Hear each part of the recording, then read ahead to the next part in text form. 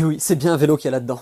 Bonsoir tout le monde et bienvenue dans cette nouvelle vidéo. Ça fait un moment maintenant que je voulais vous filmer ça. En fait, depuis que Vodka a annoncé l'arrivée des BMX Unicorn. Il en a pas mal parlé sur les réseaux sociaux. Il a fait un petit peu monter le suspense et ça a carrément marché sur moi parce que je commençais un petit peu à m'impatienter. Petite parenthèse, Vodka c'est le youtubeur aux 3 millions d'abonnés, créateur de la marque Unicorn. Je sais pas si c'était vraiment utile de le rappeler, mais je le dis quand même.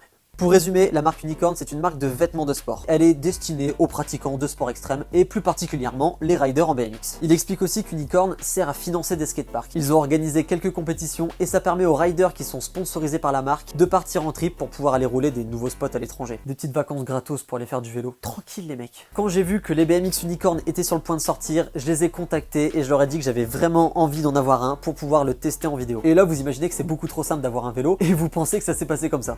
Ouah, trop bien, il m'en faut un. Allô, bonsoir. Ouais, allô Valentin, excuse-moi de te déranger, j'ai vu que t'allais sortir un nouveau truc. Des BMX Unicorn. Voilà, c'est bien de ça que je parle. Est-ce qu'il y a moyen d'en gratter un? Tu te fous de ma gueule? Bah non, pas du tout, je suis sérieux. Ça va pas être possible. Désolé, mais je vais devoir insister. Alors seulement c'est inutile. Écoute, c'est pour faire une vidéo, je vais te faire un truc vraiment propre, ça va être cool. Y a pas de problème. Bah super mec, je le reçois quand? Le jeudi 5. Mais attends, cette date est passée, ça veut dire que je l'ai déjà? Oui, tout à fait, tu l'as chez toi.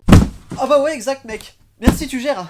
Non, plus sérieusement, je leur ai expliqué que j'adorais tester toutes les nouveautés dans le BMX. Je leur ai dit que si je pouvais avoir la chance d'avoir un BMX, je ferais un petit test complet du vélo. Mais attention, petit test complet, ça veut pas juste dire que je vais sortir le vélo et qu'on va l'admirer. On va l'emmener au skatepark et on va faire du sale avec. J'ai été patient, ça fait plusieurs jours maintenant que j'ai le carton chez moi et je l'ai pas ouvert. Bon après le livreur a pas été super cool, il y a un petit trou là. Du coup j'ai pu apercevoir le vélo. Vu d'ici je vois qu'il est blanc et que le frein est rouge. Ce qui m'inquiète principalement sur ce vélo, c'est qu'on est sur un modèle à 400 €. Et là vous allez me dire, mais ça fait quoi que ce soit un modèle à 400 €? 400 € pour un BMX c'est un prix critique car on se retrouve pile entre deux gammes. D'un côté on a les BMX qui sont entre 2 et 300 € que je vous déconseille totalement, n'achetez jamais un BMX à ce prix là, à moins d'avoir une méga promotion. Et de l'autre côté on a des vélos qui sont entre 4 et 500 € et qui sont censés être des BMX de bien meilleure qualité. Donc 400 balles ça me fait vraiment peur sur ce genre de vélo car à ce prix là on est censé trouver quelques pièces de qualité normalement. Et le problème, bah c'est que c'est pas le cas de toutes les marques. Avec le vélo, ils m'ont aussi envoyé un petit sac. Évidemment, je pense que c'est des vêtements. Vous avez peur que je maltraite votre vélo? Vous cherchez à m'amadouer? Non, je déconne bien sûr. C'est déjà super sympa de m'avoir envoyé ça.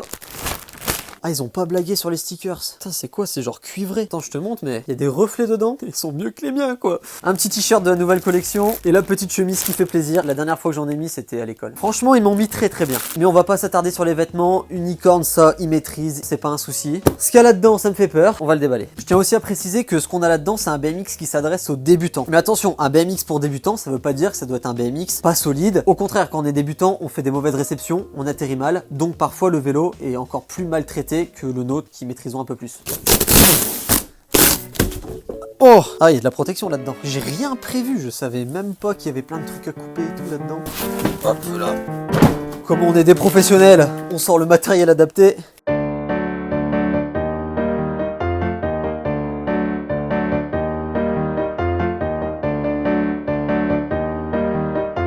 Une fois que l'épreuve du déballage est passée, on voit qu'il reste pas grand chose à faire. On a le guidon à mettre, le câble de frein à relier à la poignée de frein, la selle, les pédales et c'est terminé.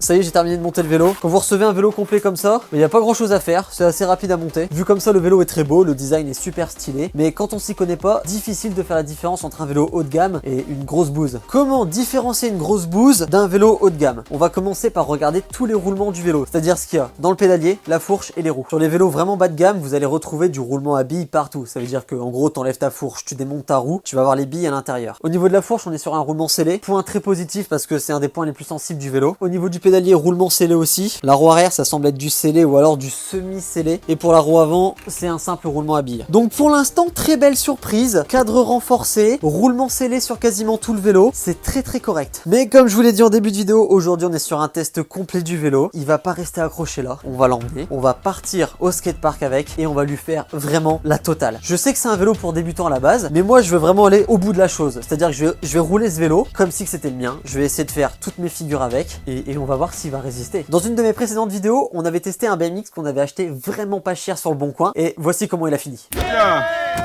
Allez Philippe. Allez ma couille.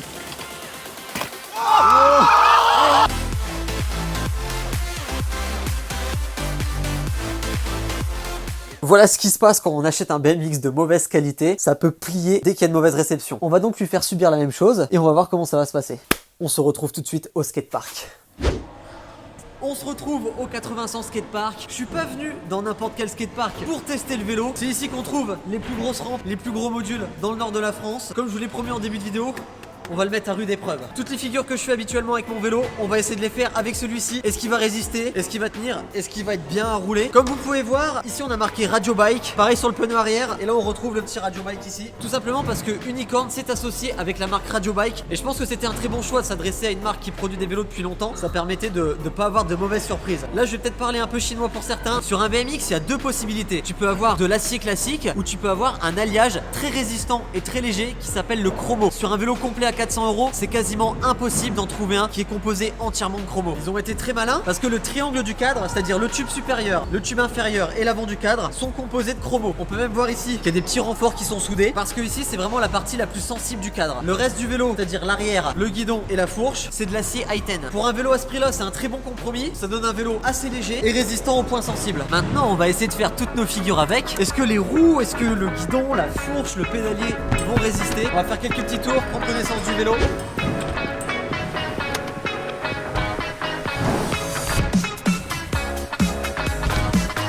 On va essayer le petit transfert là-bas.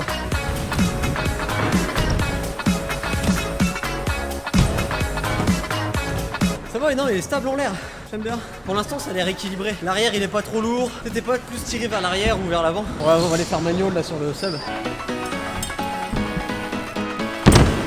Bon, maintenant on va tester le frein du vélo, ce magnifique petit frein rouge, parce que le frein en BMX, ça sert pas juste à s'arrêter, ça nous sert à faire des figures comme se poser sur un coping ou sur une plateforme. De toute façon, vous allez voir, s'il fonctionne, on va y arriver.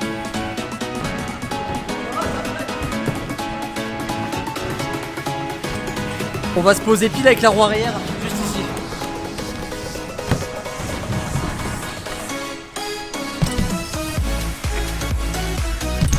Ça freine bien, ça va pas décrocher. Le vélo est stable, le vélo freine bien, mais ça c'est que le début. On va peut-être passer à toutes les figures qu'on peut faire avec le BMX. On va passer par des bus, des condors, des whips, des 3.6, on va lui faire la totale.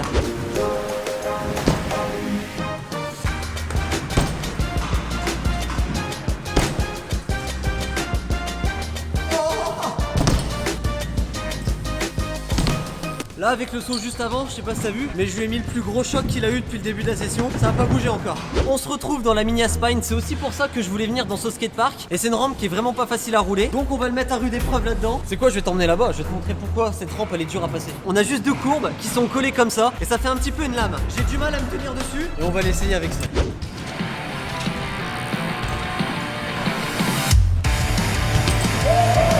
Je suis un peu atterri en bas, t'as vu? C'est difficile de changer de vélo, c'est pas les mêmes réglages que le mien.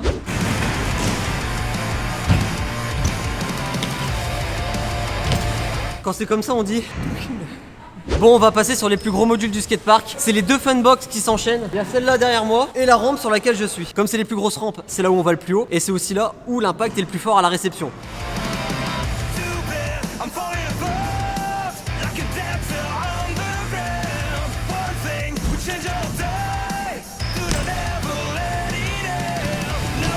Je vais faire les figures que je préfère faire en BMX, du technique au coping. Ça veut dire des figures pas très aériennes, on va pas aller haut du tout, mais c'est des mouvements rapides et c'est là que c'est important d'avoir un vélo léger qui réagit bien. Je te propose whip tie tap.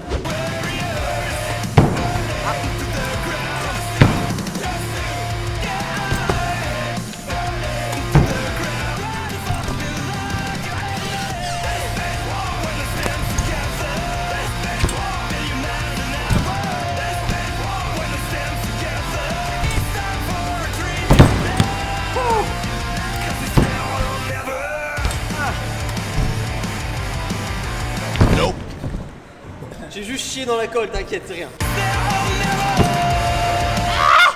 Eh, franchement, à ça, je suis juste tombé du mauvais côté en fait.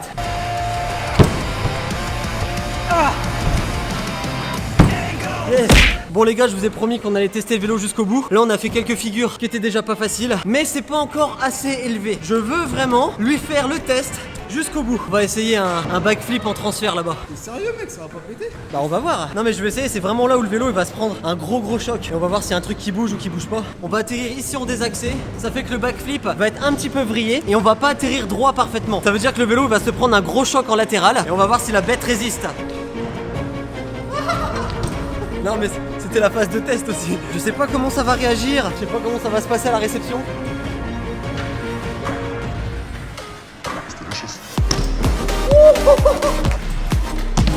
Il est passé tout seul. J'ai envie d'en refaire un du coup. Tu sais quoi, j'essaye un dernier barrel avec le vélo. S'il passe bien, j'essaye un flair avec. Bon là on va passer au test ultime du vélo. Il y a rien qui peut plus maltraiter un vélo que ça. Le choc en latéral est tellement violent avec cette figure que même sur les meilleurs vélos, on plie très souvent des jantes. Vas-y, je l'essaye là. Allez, c'est bon.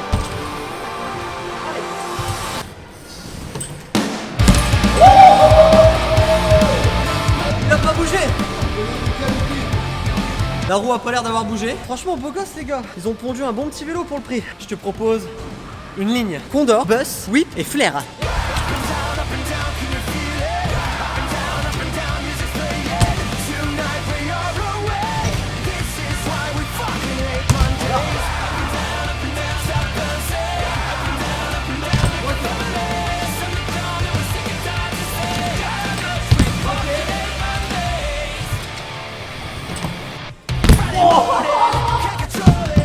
Nickel.